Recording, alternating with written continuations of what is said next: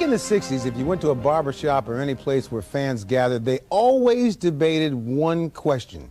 Who was better, Bill Russell or Wilt Chamberlain? Now, as a fan, I've been contemplating that argument my entire life. There's no way to decide because they were both such great players, and we're honored to have them with us today, Bill Russell and Wilt Chamberlain. You didn't say that. You distinctly said that you thought that I had the edge.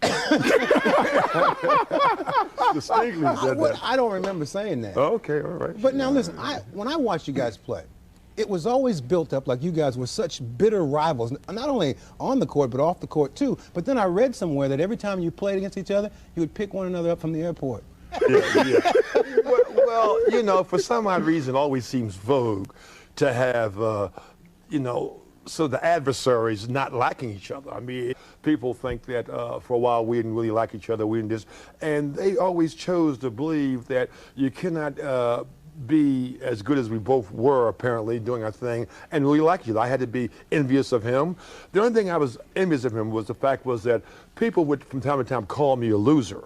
Well, you know, if I'm a loser, then damn near everybody else who was playing was Seeing that they won all the time. They won all the time. You know, They so want to why make not it just personal. say you got the losing is basketball players in the world, and then you got one team that wins it all. So I mean, I was in great company as a loser. What was the toughest thing for you playing against Wilt? You could not. I could never play him the same way 2 games in a row because it would not work. And so, through the whole time we played against each other, every game was different. One of the points that Bill makes is that you played against each other so many times. That's very correct. We got a chance to really vie against each other, you know. And my approach to you know, the Bill Russell situation was a little different than his was to mine, is that I always looked at the fact that we were going against the best team in the world. And going to the Boston Gardens was like, you know, the amphitheaters of the Romans, where the Christians are thrown to the lions. That's what's going to happen to all the other teams that went to the Boston Gardens, because they were so good and he was so good that you wanted to be able to do good enough that at least you can come and say, well, at least I got 40. You know what I'm saying? Well, at least I got 30. We only lost about 20, but at least I got 40. So I kind of did my job. You know.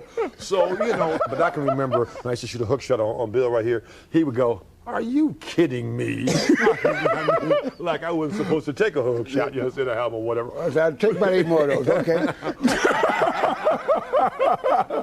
But the way that Wilt shot foul shots, maybe that's where you want to put him on the foul line. No, it's not like as bad as people have you believe. He could miss half of them and still make 15. And then I was once a good free throw shooter. Unfortunately, you know, my idols, I started watching he was one of my idols. And, you know, everybody talk about my free throw shooting and all that. And I'll take it. I mean, but when it came down to really to the time when they needed to put, I couldn't put it in there. You know how to tell people? Yeah. Watch them shoot free throws. Then they wouldn't watch me. No, but I mean, cute little story. I went to a psychiatrist, you know, and for about a month on my free throw situation.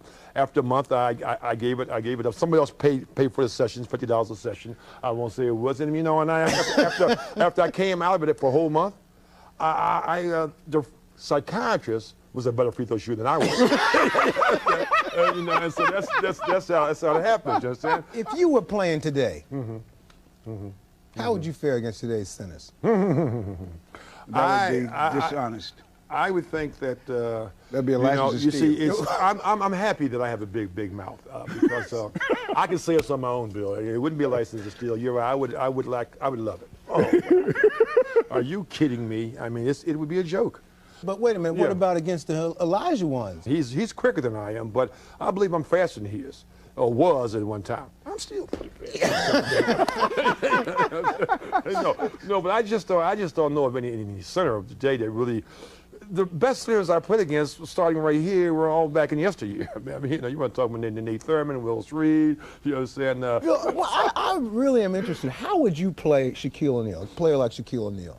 Yeah, I'm interested in that myself. Well, first of all, if you want me to be serious for a minute. Yes. I would make him play horizontal as much as possible. Plus, I would make him have to run up and down the court all day. I figure if I weigh 240 and he weighs 300, 40. and if he gets to carry that whatever it is, up and down every time at a rapid rate, that the fatigue factor becomes part of it.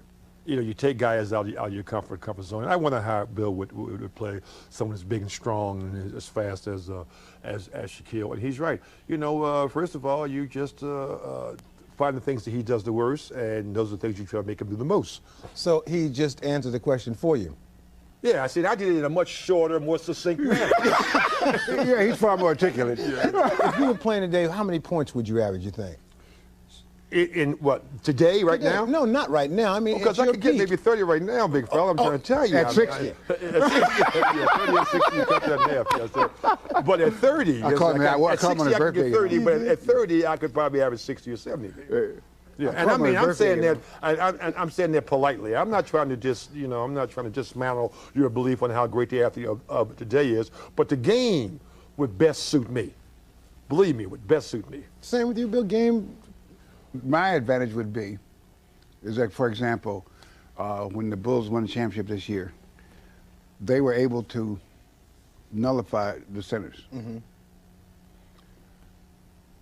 But see, my center position, I played defense more than offense.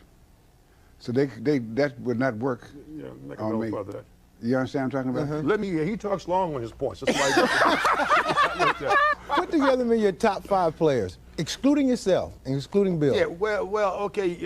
Larry Bird and let's see, Larry Bird, and I got to go with Jerry, Oscar, and Elgin, and probably Jordan or Magic. 6. You got to give me 6. And yours, Bill? Well, now you said Can I have to 7 and put Sir Charles in there? Sir Charles is my favorite. No, you get 6. Okay, I'll if he's take your 6. favorite, he has to replace somebody. Okay, I have to make him replace somebody then. Okay, you 6 players? I'll give you 6 players, yeah. And I can't name him. No. Magic and Michael. Larry. Baylor. Oscar. And probably either Elijah Warren or Pettit. Pretty good group.